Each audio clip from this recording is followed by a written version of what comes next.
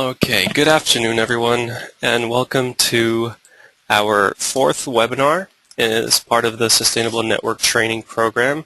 We are very happy to have you all with us today. We're very excited to have as our presenter Dina Schaas from the Illinois Sao Paulo chapter. As you know, she will be presenting on how to successfully market your event. She's prepared a presentation. It's entitled 3 Easy Steps to Using Your Network to Market Your Event. First of all, I'd just like to go over a couple of housekeeping items.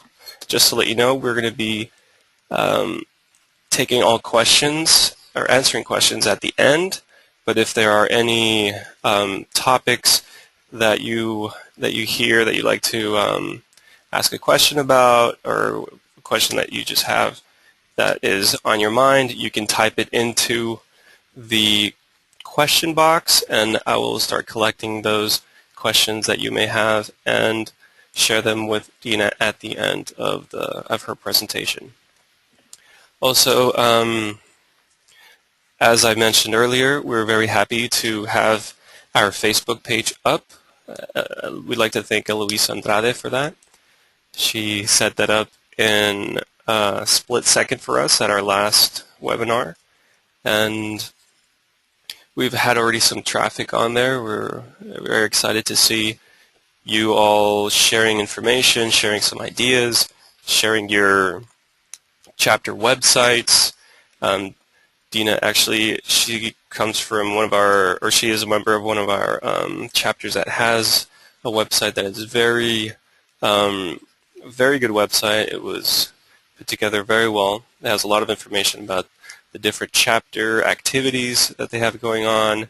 I know that it's that it shows their own structure, how they're organized, organizational structure, the different committees. They work in architecture, they work in urban development, they work in a number of different areas that are very interesting, and I'm sure that some of you may like to learn more about, and you can do so by visiting their chapter website and getting in touch with some of the members, including Dina.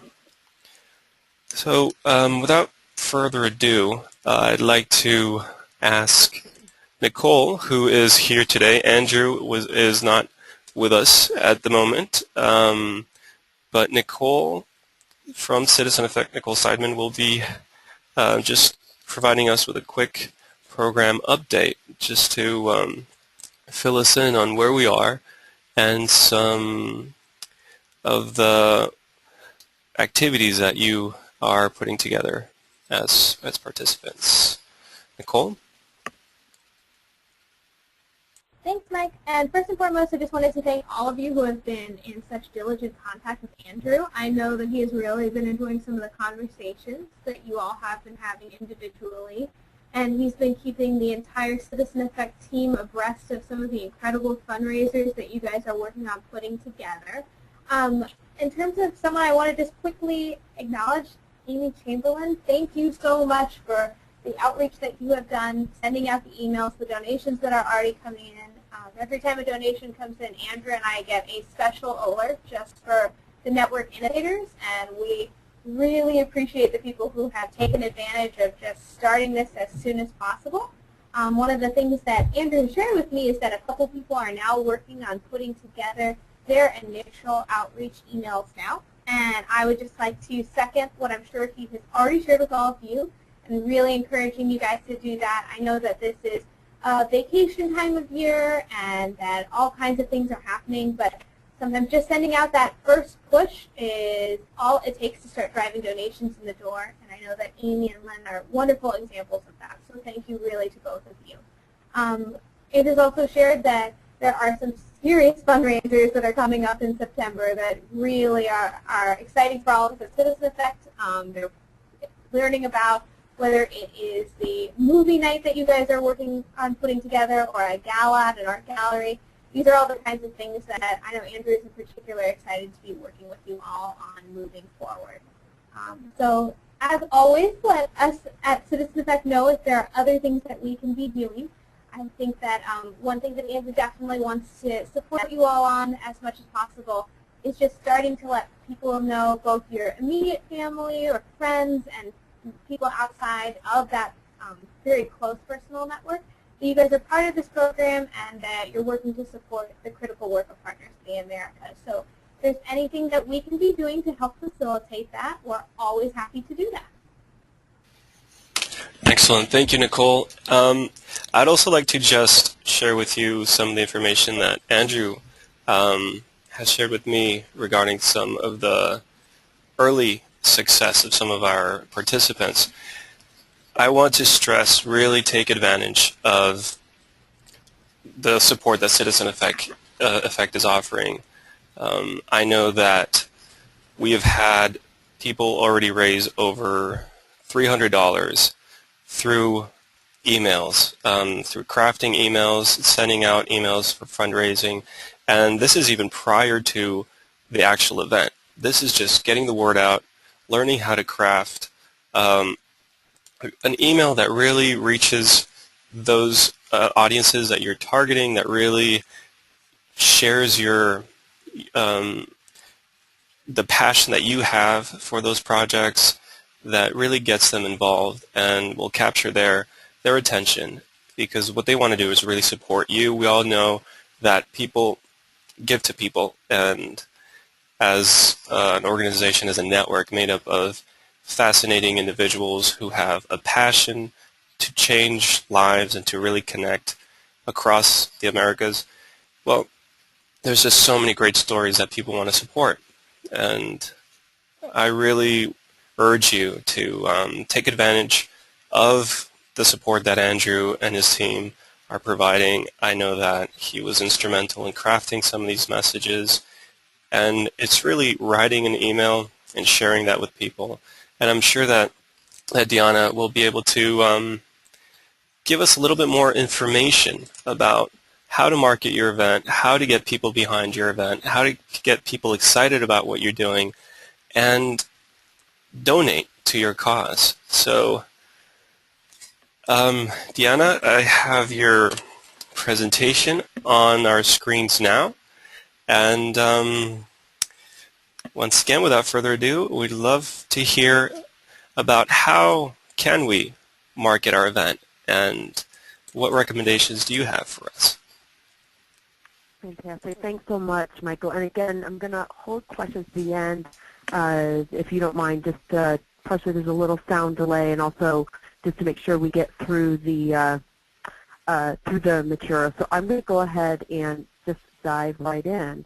So again, I'm I guess a peer with all of you, longtime volunteer with Partners since like '94, but I've been president of the Illinois chapter since February. So just to give us an overview, the goal is it's 2:10 right now on my clock to by quarter of the indoor questions so that we're all done on time, because I know how busy everyone's schedules are. So at the end of this webinar, so our outline for today, you will know how to establish key partnerships to ensure built-in audiences for your event. You will know how to leverage the networks, both social and real, of each of your members to be able to spread the word about your event. And then you'll also know how to create and distribute bold and engaging marketing materials to get the word out about your events. So with those goals in mind, just there's a couple I realized in writing those, there were a couple sort of caveats or assumptions that went behind that. And when I say at the beginning of this workshop, you will know how to, it's with respect to everyone who's on the call, because a lot of you may do this professionally. You may have been involved in Partners for years. So these are things that we have tried, or that I do in my professional life as a marketer. But please jot notes down as well, because you may have resources and ideas and things that you're doing that have been really effective that the whole group will benefit from. So just coming with all due respect for the wealth of knowledge that's already with everyone who's on the call. The other thing, just because we all work with committees and we have committees creating the events, there's also an assumption that you're starting with a well-defined event. And the reason that I threw that in there is, I don't know about you, but I know when we're creating events, we have so many ideas and there's so much good that we can do that sometimes we can fall short of defining our event by trying to capture everything we possibly can. So just as you're defining your event, it's just always, just as a reminder, it's always important to make sure you've got a clear objective of what the event is for. Some of our events are purely social. Some are, membership, or they're all kind of membership. Some are related to a grant, so there's a specific field, health or education or things like that. But just knowing your objective, who's your audience. There's some things that have a broad appeal. There's some things we do specifically to engage younger audiences. Know what your budget is and know what it is, so you don't get into things where all of a sudden you're deep into the event and someone says, oh, we have to pay for it because we're already committed. So, and then just the time frame, knowing you've got a good lead event. Check with city calendars, other calendars in your city, to make sure that you're not doing your event, the same day that like the marathon launches or something, where somebody can't access where your event is. So just, it's really important just to have a really good and well-defined event that you can pick up and package and really use your network to market. So let's look at our objectives. So establishing key partnerships to ensure built-in audiences for your event. Part of it kind of says, well, who makes a good partner? And the idea is to really target people who are trying to get similar audiences. So for us, even though we're Illinois and Sao Paulo, are there other groups that are really trying to target either people who have interest in Brazil or interested in doing business in Brazil? In doing that, though, we're always looking at people who are complementary but probably non-competing. And the one unique thing that partners have that we are distinct from, let's say, a Brazilian language school or the consulate or even chambers of commerce, is the exchange idea. We have a lot of people working in this community, which is a great complement to what we do, but non-competing. Looking at people who have added value. Do they already have strong audiences? Do they have mailing lists? Do they have different things that they can bring? Do they have, is it a retail organization that might be able to give you gift certificates that every time someone joins as a new member, you can give them a gift certificate? So kind of, looking at those partners in terms of what they have to bring to the table. Also looking if there's organizations that have pre-existing connections sort of north-south. So if you're sitting from your chapter and want to reach out to a university in your counterpart, partnering with the university here might be a great partner because they may have better leverage to sort of go peer-to-peer. So that's a great partner because of the value they bring.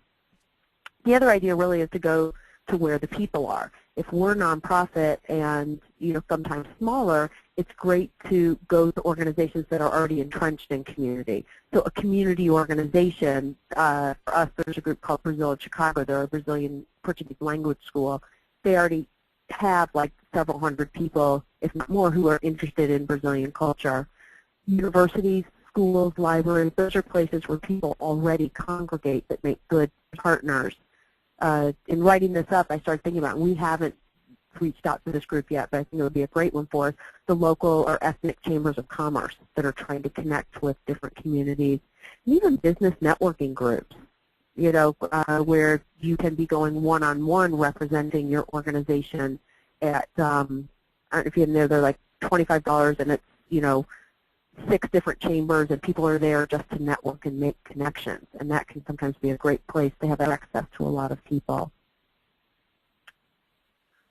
Sorry,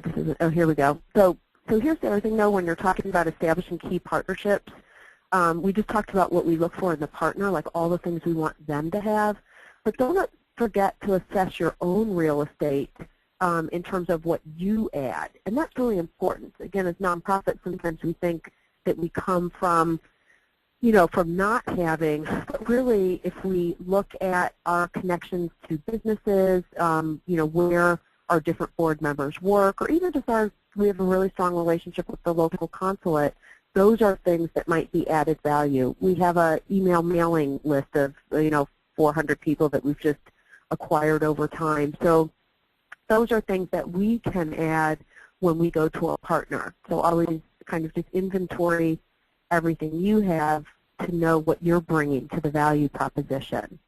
And then along those lines, just when you're setting out a partnership, to know what you want and define expectations and who will do what in advance. You know, are you asking for money, sponsorship, but they don't have to do anything else? Then make that clear. Are you asking them to be a partner, but then you're assuming or you want to clarify ahead of time that that means they're going to send out a notice for your event to everyone on their email list, or, you know, put posters in their store. If you're working with a school, are you just using their space, or are you bringing in a professional and you're expecting it to be a classroom assignment, you know, where a person's actually assigned and you know they're going to speak at a certain time? Logo placement, you know, setting up before you enter into a partnership. Our logo goes on anything you print. We're putting your logo on what we print. Is it a partner's event sponsored by so-and-so? Is it presented by them? Those are just all the things that really are just up to, there's no rules about what those should be. It's about what works for your partnership and just making sure it's clear ahead of time. Particularly when you talk about if you're working with universities and things like that, often we expect that, oh, that means we'll get a lot of young people to our event. But if you haven't ahead of time said, that's because we're expecting you to send an email to all your students, or we're expecting you to put flyers up in all your buildings. You just want to make sure that that's clear ahead of time. And so that's just in terms of partnerships. Oops. Okay. So think now if there's any questions or ideas or things to share on partnerships. We're going to kind of move on to number 2. I mean, the summary really is, you know, always look for those people that can bring added value to what you're doing, and really clearly define your expectations and who's doing what when you enter into a partnership so that it's smooth along the way. So you've got your partnership, you've got your event. The next thing is, how do you leverage the networks, both social and real, of each and every one of your members? So even in terms of what we were just talking about with partnerships, we do templates. So we've got, some of you are probably familiar with this, it's called box.net, and as opposed to Google Docs where everyone has to have a Google account, box.net is a central location. We created one login that everyone can log into. And I'm not sure if that's exactly the way you're supposed to use it, so hopefully no one here is an employee of box.net, but we found that that worked for us. And we've got a business card template, letterhead template for our Mostra event, which is a big film festival in November. We've got sample sponsorship letters that board members can personalize to send out to their contacts.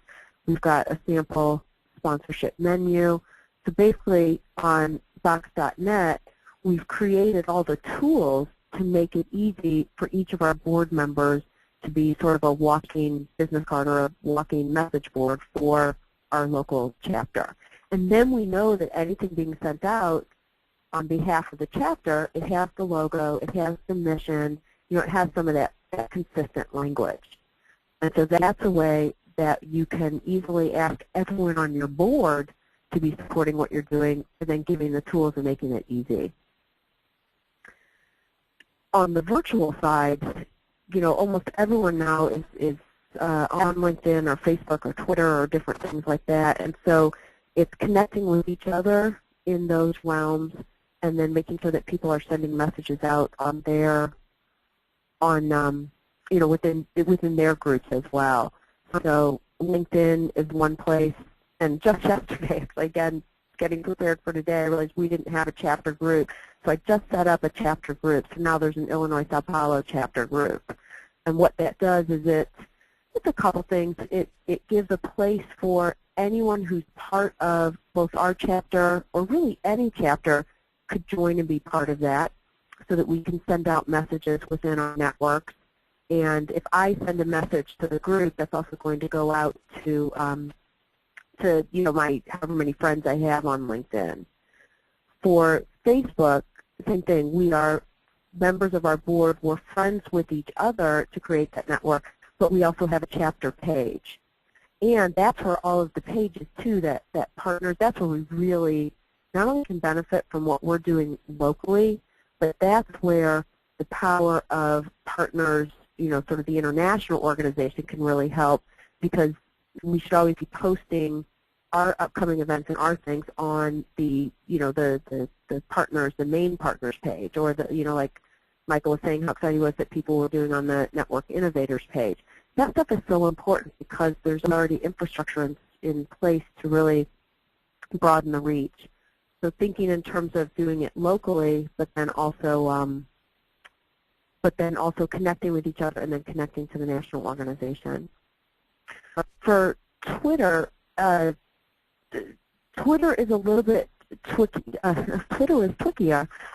Twitter is a little bit trickier because of the time commitment of it. And you may have people already on it, in which case having that Facebook chapter page is fantastic because anyone who's on Twitter can then just tweet an update that's been put on the Facebook page. So rather than constantly having to come up with stuff just for your local chapter, which might be really time-consuming, Twitter, it should almost go last. Twitter is a way that you can just get the word out on other things you're already doing. And so if anyone of your board members has Twitter, they should automatically be thinking in terms of just sending out periodically an update that goes back to your Facebook page, or that just says, we have this event coming up on this date, here's how you register. So those are some of your social media. Vertical response, this is something that I just found out about recently. Some of you may already be familiar with it. It's comparable to Constant Contact, except that it's free for not-for-profits.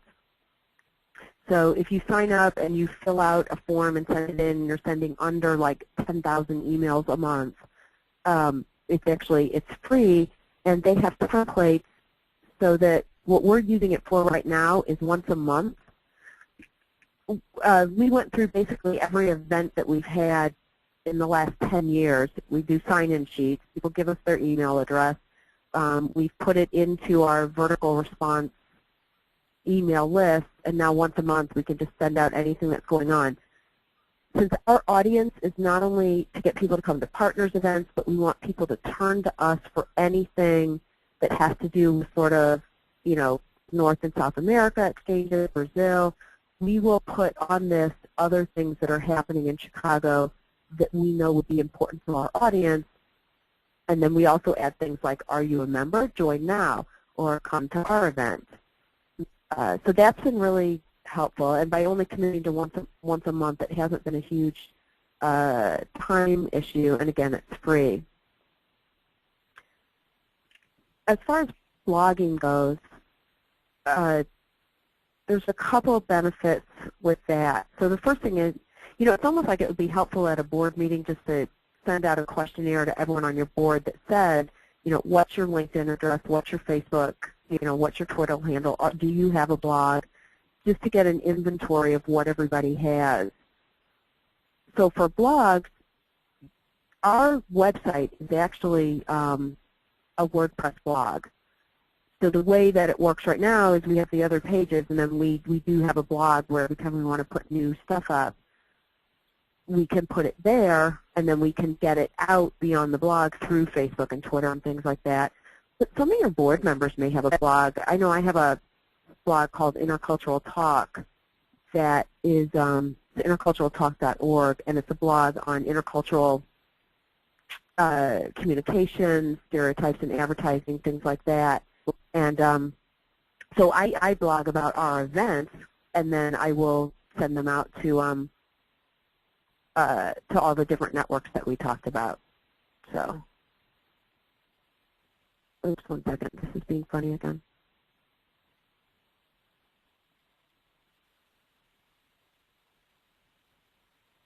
Okay.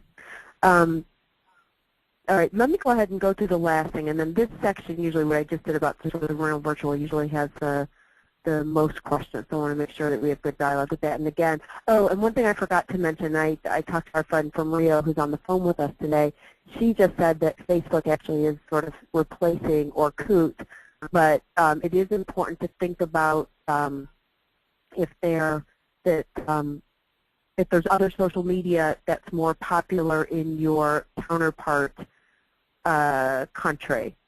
I'm phrasing it that way because I know Mike has said that most everyone on the phone call was actually in the United States, But Orkut is not a bad one. I know I am friends with a lot of people on our Sao Paulo chapter, some on Facebook, but some on Orkut as well. So it's just important to be sensitive to know who's using what where. So you've created your event. You've got great partnerships in place. You've got all your social media that you're sending out. And then it's a question on, with smaller budgets again, how do you create and distribute bold and engaging marketing materials? Because often there's still nothing sometimes that replaces having something in your hand that you can give to someone when you're meeting in the real world so that they know to come to your event. A couple things to think about. Again, working with small budgets, chances are you've got volunteers within your organization that are creating the programs. And it may seem basic, but I'm going to run through it anyway because it should almost be like a checklist when you're creating something. It's so easy to forget sometimes. But to make sure you've got sort of the 5 W's on your piece. You've got who's presenting it, what is it, where is it, when's it taking place, why is it important? You know, what's the call to action for the piece that you're distributing? Is it email this person to buy tickets? Is it call this number to get information? Always make sure that you have some sort of call to action on anything you produce so that somebody who reads it knows, okay, here's what I'm supposed to do next. And then make sure that there's easy ways to contact you. Depending on your chapter, the way that we usually do stuff right now is we have a chapter email address. It's Illinois-partners, Illinois Sao Paulo partners with hyphens in between at gmail.com. But then I give my personal phone number on things because if people need to be able to call me. So you always want to know if it's a general RSVP, who's going to take it. You want to make sure you've got a phone number with a specific person who will answer, an email address. If you've got a website, then do that. But you want to make sure that people can contact you when they see this piece. Does it need to be multilingual? You know, are you distributing it where? And should it be both in English and Spanish, English and Portuguese? It's something really to think about. And technically, given the nature of what we do, almost everything that we do probably should be multilingual, just given the nature of the outreach and the things that we do. So that's kind of just your content. Just some design printing things. You can, these are some tools that I've used that are easy. I'm sure there's a lot of other ones out there. But if you are more comfortable just working in Microsoft Office, you can actually, with their online templates, you can create some pretty cool stuff. The tricky part is, and the new Office may let you automatically save it as a PDF. I know if you're in 2003, you can't. This PDF 995, if you go to pdf995.com, you can download free software that adds PDF 995 as a print option. And so if you've got a Word file, you can print to PDF 995 and it creates a PDF for you. And that helps if you just want to create something in Microsoft Word, but you need to send it to an online printer as a PDF, you can do that. Flickr, as far as photographs or images for your pieces, it's always a good idea just to make sure someone's just always getting photographs. But otherwise, for Flickr, when you do search, you can search in what's called Creative Commons only. And if you search, it's one of the options where you're in the advanced search. If you search in Creative Commons, those are all photos that people have said that they don't mind if other people use it, as long as they are given credit and there's no, it's for a nonprofit. So I know for our vertical response emails that we send out, we got nice pictures of like downtown Sao Paulo and Millennium Park that we're able to use for free. If you can't find anything good for free, iStock Photo has photos that you can use, and they're usually like 10 or 12 bucks to get some really, and these are iStock, it's iStockphoto.com. They are all photos by mostly professional photographers. You can get better stuff for pretty cheap. And then the final thing just on stuff, you know, when you look at, well, what kind of invitation or what kind of announcements do we need? Postcards, online printing for postcards have gotten so incredibly cheap. And I know Vistaprint and Uprinting are pretty popular. Print, you can get like 1,000 postcards for like $50. It's so incredibly inexpensive. And so, and you can do big postcards. You can do like, you know, 5.5 by 9 inches. I mean, they can be big, oversized postcards, and they're still really inexpensive. So that can be a great way to sort of get a colorful marketing piece for your events. And we've done that for individual events that we've done. And then we can go back and give those postcards to each of our board members, and again, ask them to distribute them through their real networks. So this is kind of a sidebar when you're talking about creating and distributing bold and engaging marketing materials. The sidebar on branding.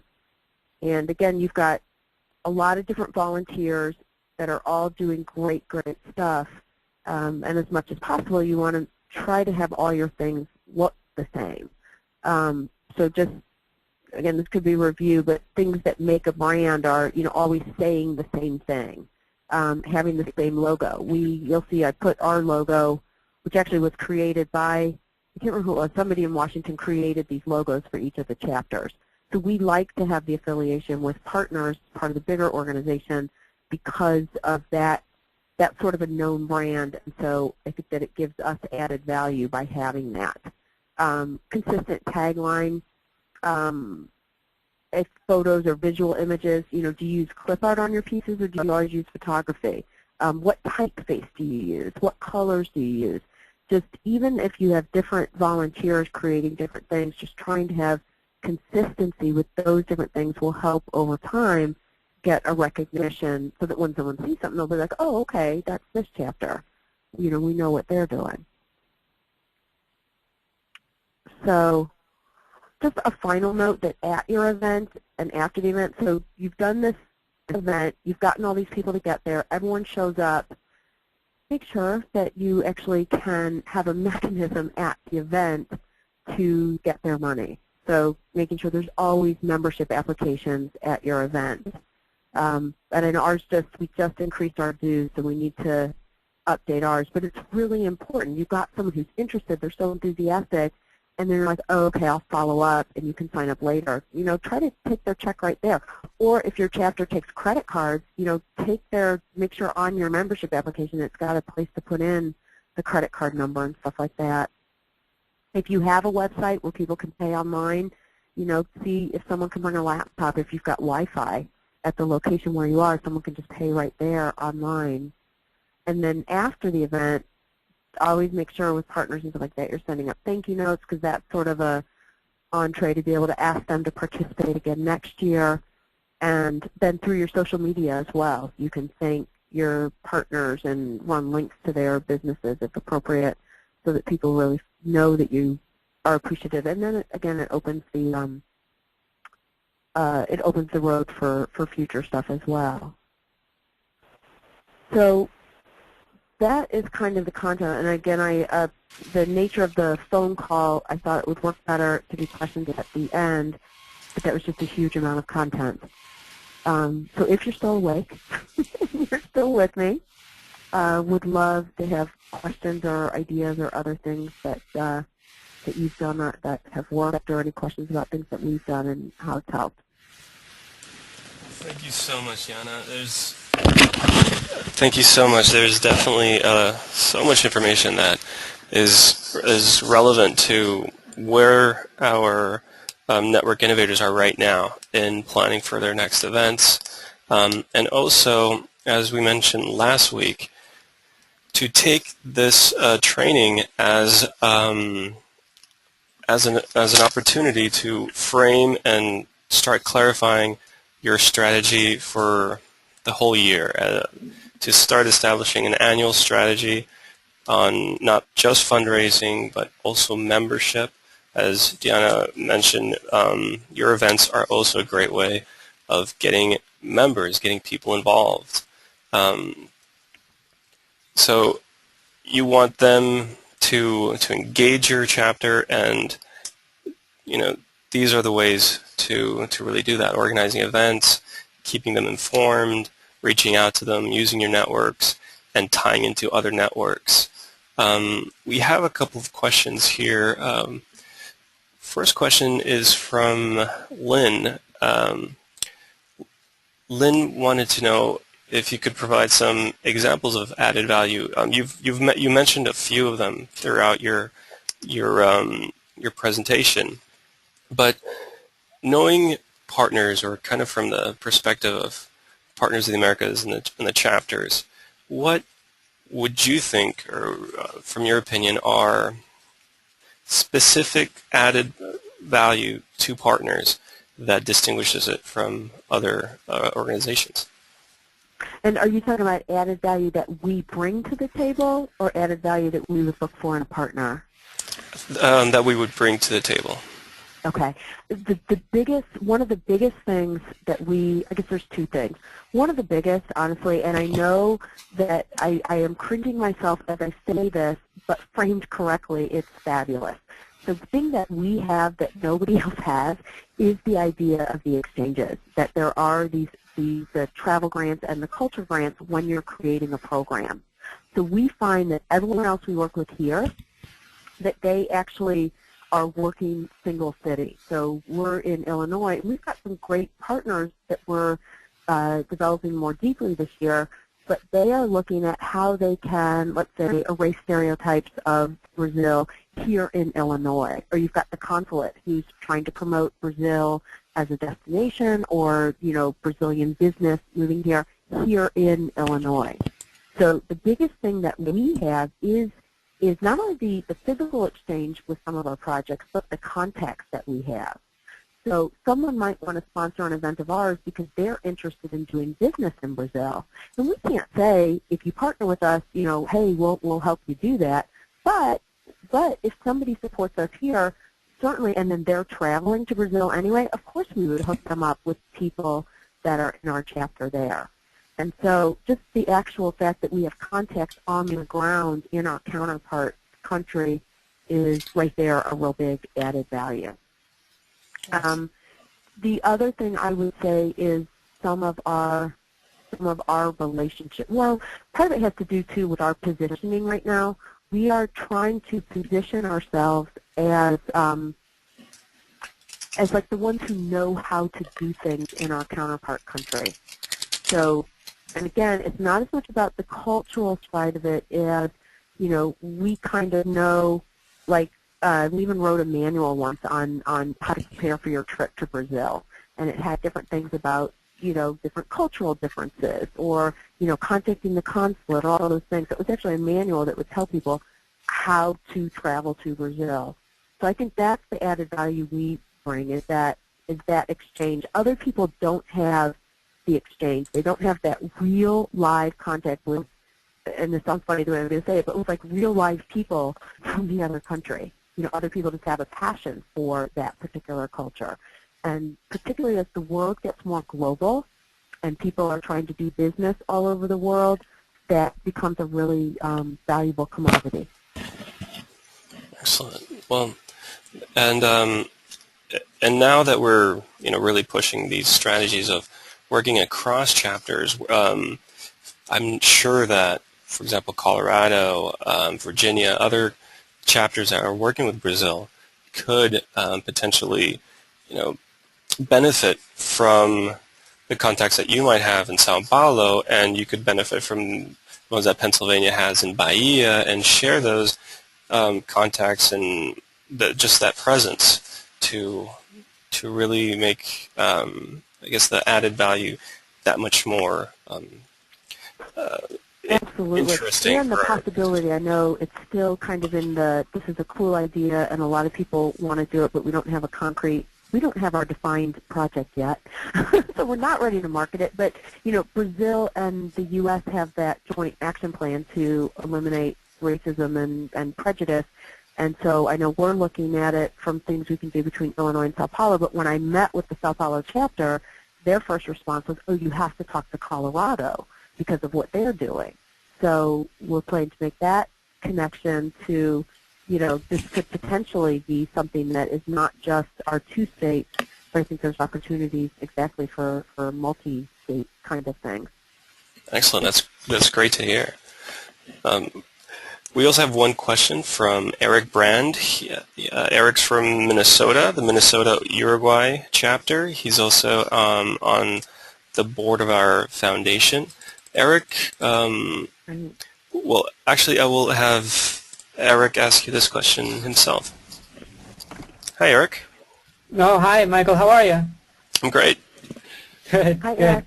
Hi, Deanna. Thanks so much for your presentation. I missed a little bit in the middle because a call interrupted me, but I found your conversations about consistency very helpful. We've had a mixed experience with consistency here. And I found one of the problems is just getting the logos, the fonts, getting good practices in design used across a chapter and all the various communications. When we have so many volunteers, everybody's got a different idea about what design is, and everybody's got a different idea of what font looks good. And I appreciated that you tried to tie your branding together with the organization in Washington, and it'd be terrific, I think, if our whole network did that. What do you think is possible to convey to the others of us, other chapters, sort of style guide pointers or templates you've used so that we could be using the same fonts? It's not easy for everybody to identify, geez, what font is that, or what size is that, and how, what are some good logos that are high quality graphic images so that we can use them in print shops.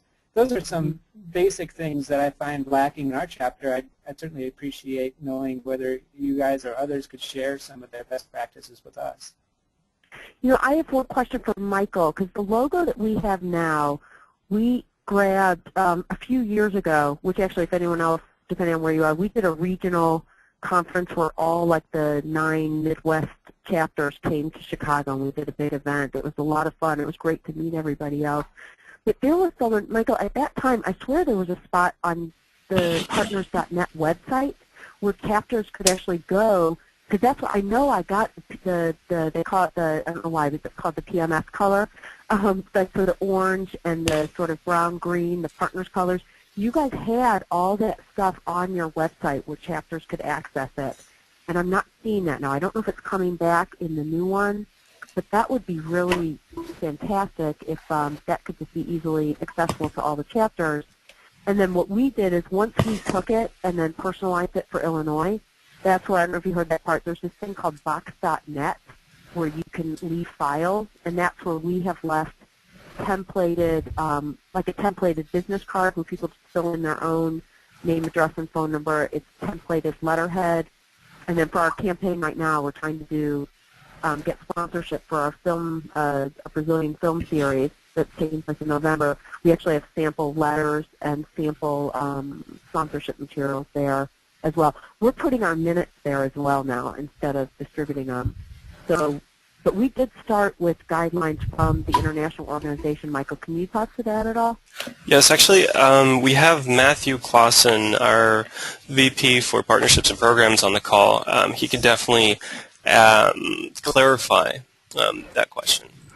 Greetings, everybody. Thanks, Deanna, for a great presentation. Hi, Eric. Everybody else is participating. I think this is a great discussion. And you're absolutely right, Deanna, on that point. That there was a branding guide, a pretty simple one, but with some of the basic downloadable logos on the prior website. Right now, we're in that sort of golden, frustrating point between full launch and soft launch of the new website, so that the homepage and some of the shallow links to the homepage are much better than before, but a lot of the depth of the site and tools are not up there yet.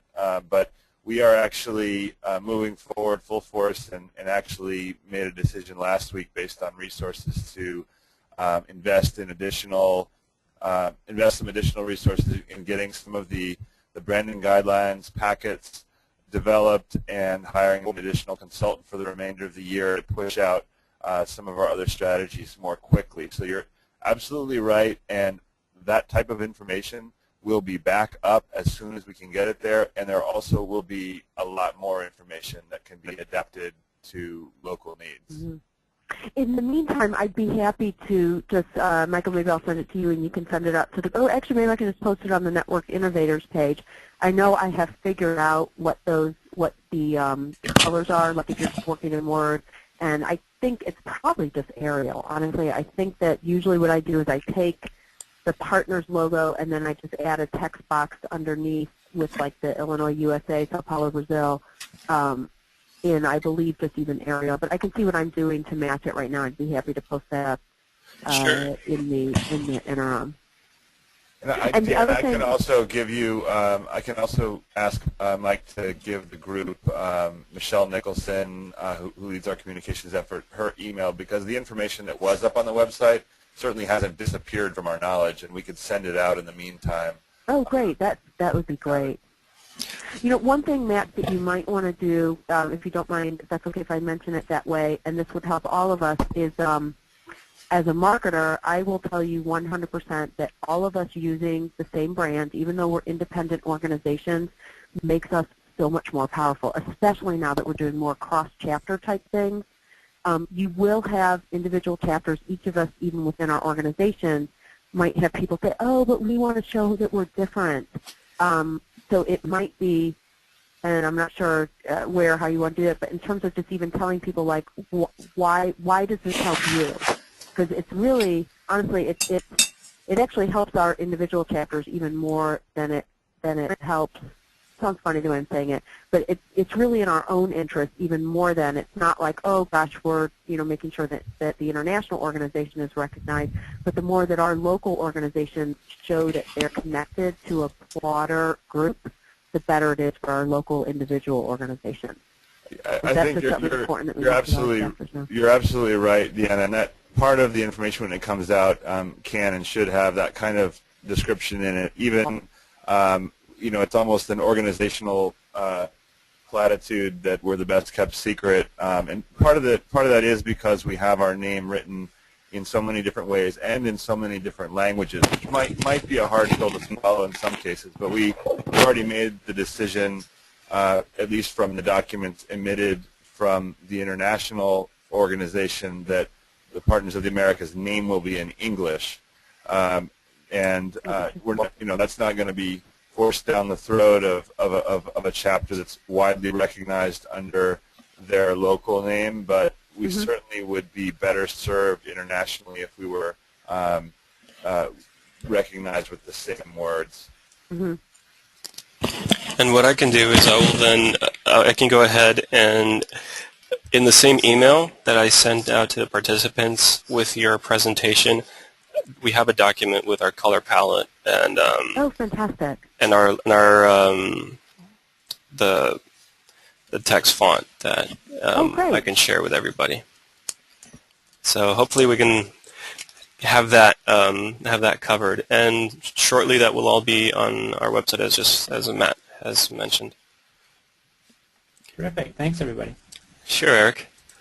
We have also Eloisa would like to add just a couple of points. Eloisa?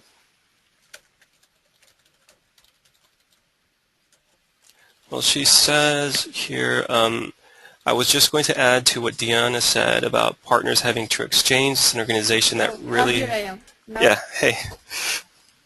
Sorry.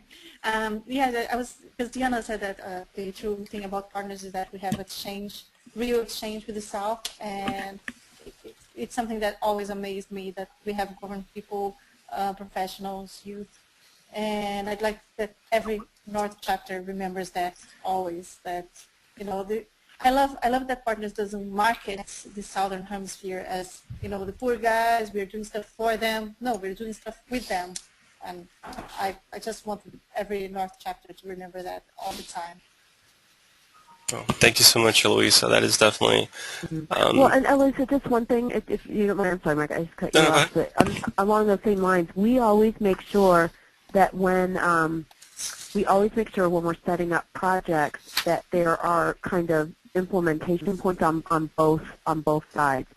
So, like for the film festival, we'll have all the directors are actually coming from Sao Paulo to here, but then we'll go to schools here. And then sometimes we'll try to, I guess we always want to make sure, like, what's the hook organization and what's the parallel between the two, so that there is parity. Because then you get added value. Not only do you actually do the exchange, but then sometimes you can even do some sort of arts or writing or exchange between the participants on both ends, so they can talk about what their experience was like too. So it's really just trying to maximize everything you can get out of a single program. And that is, yeah, that's that's of critical importance. Well, and that's that's at the core of what we are as an exchange organization. Is that the idea is it's best practices that we can learn from anywhere and should be looking for those best practices wherever they are. Yeah, I see good stuff happening all the time, and I'm hoping that it's only going to get better because now we have these kinds of trainings, and we have young people, and we're going to have more exchange among the South chapters as well. So it's going to be great. Absolutely. Yeah. Well, thank you so much, Eloisa. Anything else? Is there anything? I ran through some of the. Oh, sorry. No, go ahead. Oh, I was just going to say, I just didn't know on the social media stuff, if there were any questions there. I don't know at what level people are already now, and I know that's a lot of stuff sometimes, so I just didn't know if there was any questions at all just in terms of some of the social media tools. Does anyone have any questions that you'd like to ask regarding social media, be it Facebook, blog, Twitter? You can raise your hand on your control panel, and I can call on you. Yes, I have a question. Russell. Hi, Russell. Yes. Pennsylvania Bahia chapter. Just how do you go viral with your social networking campaign? I know members is a good way to spread the word via Facebook and Twitter. Could you speak about other ways for it to really kind of hit millions of people at once? As far as the millions, well, first of all, it needs to be interesting. And one thing I will tell you, there's a couple things to keep in mind. And part of it is building over time. What you're doing needs to be interesting at that level, but there are things you can do to try to make your announcements and things stand out. And one thing, if anybody has, I have I have gotten it for my company. It's like a Panasonic camera that can do video. I just found out that YouTube, after Google, is the second largest search engine right now. And so, and actually I'm saying this out loud, and we have not done this, but what's great is even if some of your announcements, if you can create a YouTube channel for your organization, and if you can just do quickie, even a 1 to 2 minute video that might promote what you do, that you can put up on YouTube. But you always want to make sure that, we talked about consistency with branding. You also want to have consistency with your keywords. So every time you put something up anywhere on the web, for us, let's say we want to be known for that connection between, whether it's Illinois, Sao Paulo, or maybe we want Chicago, Brazil, whatever that is. You always want to make sure you have those exact words in whatever you're doing. So if you do a YouTube video, call it the Bahia, the Bahia, and I'm sorry, Russell, what state are you? Is it New Jersey? Pennsylvania Bahia. Pennsylvania. Right. Yeah. So putting those two states, always putting the two state names in your title or in your description, making sure that you always have the same keywords. So if people are searching for that, your information would come up. As far as people wanting to share it with others, you've got to create something that's shareable, that's interesting at a level that people would want to share it. And people are crazy. They usually like the silliest, quirkiest thing. And so we're trying to say, this is really serious, and we all want to get along, and, and honestly, sometimes we don't need it to go viral. I want 100 people at my event that's taking place in Illinois. So I don't necessarily need millions of people around the globe to see it, but I do want enough people to see it in my geographic area, or, if it's an event in Sao Paulo, same thing.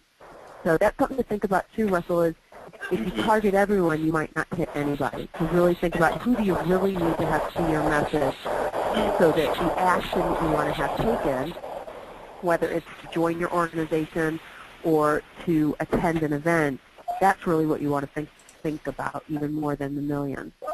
So to be targeted and to have it be about more quality than quantity. Yeah, and creative. What's unique or different about how you're doing it? Yes. Excellent. Thank you so much. We have one question from Lynn, and then just one comment from Matthew. Lynn, can you hear us? Are you there?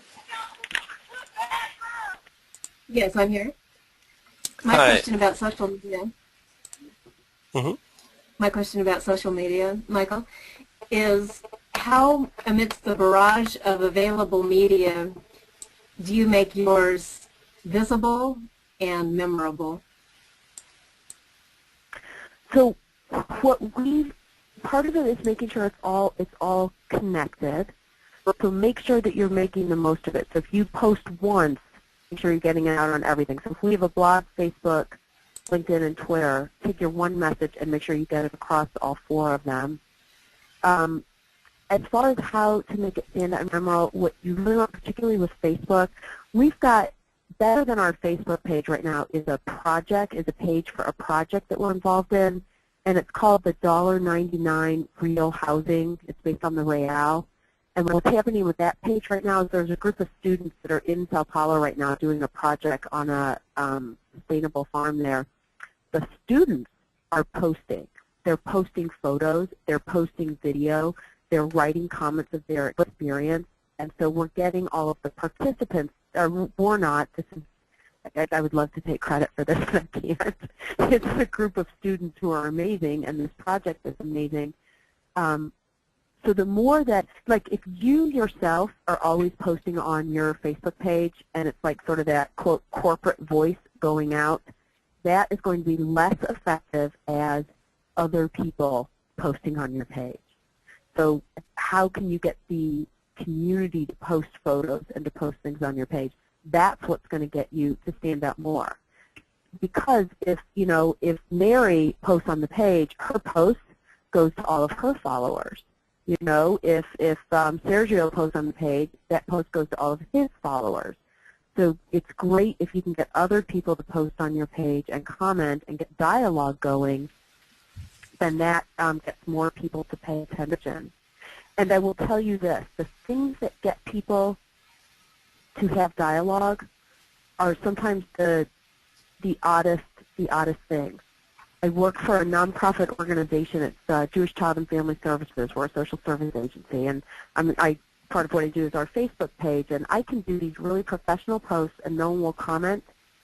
Somebody left a picture. Somebody who was a client at one of our locations left an alligator and a monkey having tea at the table at the reception area. We took a picture of that, put it up on Facebook.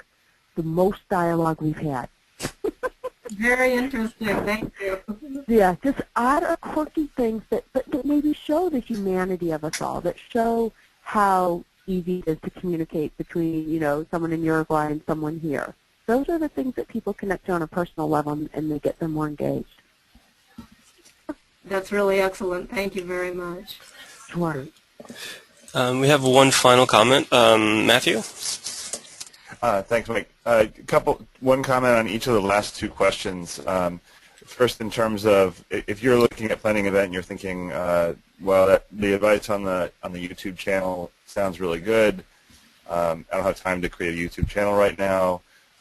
Partners has a YouTube channel. You can link to it and the other social media platforms that we're using from the partners.net homepage, and we'd be happy to post, a promotional video there. I mean, that's there for the network. So when it's appropriate for you, just count on us to get the word out, and that goes for the other social media platforms as well.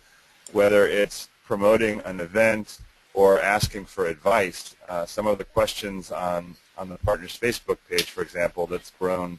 That page really wasn't started until just before the 2009 conference. It had about 500 fans at the time. Now it has 2,200. Grows by about 30 a week. If you ask a specific question, and the demographic on that page for the members is a younger generation, mostly pretty social media savvy. Ask a very brief question, inspiring, maybe put a picture of a monkey in it. You'll probably get some good advice about what you want to do, or even if you need a translation. I put a post requesting a translation, maybe one that's not totally super sensitive to quality. And if I had any volunteers, I put it on the Youth Ambassadors Facebook page. It's also linked to all the other partners pages. And I had a volunteer in 40 seconds. And I had a third and a fourth volunteer 2 minutes later. there's a lot of assets we have in our human resources in our network, and take advantage of them and take advantage of those platforms. Matt, are there links? Actually, that's critical for Twitter, because Twitter is just too hard and really not, I don't think actually particularly worthwhile to maintain at a local level, but would love it, to be able to send tweets for you guys to tweet out that would also then also show kind of what's happening around the country. Absolutely. Is there a place on the website, or will there be, where there's just links to all of your online real estate so that we could just access it easily? Yes, there is now, and if you go to partners.net, the homepage, at the very top, you'll see Twitter, LinkedIn, Facebook, YouTube, and RSS feeds. And if you have any questions, you can always write Mike or me or Michelle Nicholson, or asking for help, or post something you want retweeted, and we'd be happy to do that. That's what it's there for. Oh, I see it right here. You've got all your links right here. Okay. And they're remarkably active, and during this long period of transition on the website, it's in fact been the social media that's far more active and doing far more outreach than the website. It's a little too extreme the other way now, but it's been keeping up pace while our website's been catching up. Can you guys add, sorry, I could send this as an email after, but I'm on your Partners of the Americas Facebook page, and on the things that you like, it would be great if you could update that to have like the network innovators and any other Facebook pages that you guys have. So that's right on your, all we have to do is go to your Facebook page, and then we'd find all those other Facebook pages. Yeah, we want to have them all cross-linked, so if we're missing anything, let us know and we'll get it up there. Okay. Can you put individual chapters here too? Like, could you put our Illinois Sao Paulo chapter under your likes as well? Do you Absolutely. guys like us? Absolutely. Like us? and they're all connected. Like the Facebook status updates from the different like pages are all feeding directly into the partners blog. So the setup is so that you can go in through multiple places and get the same message. Like you're saying, it's better to get inundated with the same message in 9 different ways than to get 9 different messages in 9 different ways. So we're trying to have all these different platforms connected. Great. Well, thank you so much, Matt. Deanna, thank you again for your presentation. I don't know if, Matt, you'd like to mention one thing regarding the convention? I'm always here to give a good plug since we're talking about events. We've got 2 major events in November, the Partners Convention on the Challenge of Transformation, Live the Change in Medellin from November 9th to 11th. The week before that, the World Summit for Youth Volunteering in Barranquilla, Colombia, which is from November 3rd to 5th. We're expecting 700 global youth leaders in Barranquilla, and at the convention, several hundred members of the Partners Network and those that are interested in what we're doing. You can get all the information online. Just go to partners.net. Registration is open for both events. They're both open to people from all organizations and all ages. I just say that it's been a fascinating process building support and outreach for a global event, and a lot of the lessons that Deanna presented and that you discussed here are just as relevant for a larger event. And I would just say one of the key things that we did was start early and listen a lot to the stakeholders and adjust the plan to meet the needs and interests of who we wanted to participate and sponsor. And that involves some changes, but it's ultimately producing results. Thank you, Matt. Once again, Deanna, this has been an amazing presentation. We know that the network innovators are going to benefit from your insight, from your experience and your presentation. Those who are on the call today, we already see that we've got some great feedback, and they will have a lot of good ideas to implement and to use for their own events. And this is also it's being recorded right now. We will have this online and our YouTube channel. You can go to our YouTube channel and actually view all of these presentations, and this will be beneficial not only to those here, but hopefully to many, many more participants and members from across the membership. So we really appreciate your support, and thanks again. Thanks to you and to everyone in Chicago, and also thank you to everyone who is on the call today. All of our participants for taking the time from your busy schedules, from your vacations, from your families, and we really hope that this is going to help you be much more effective, and to really reach out to those people to make your causes as successful as we know they can be. So thank you once again to everyone, and have a great afternoon. Great. Thanks so much, Mike. Bye-bye. Bye.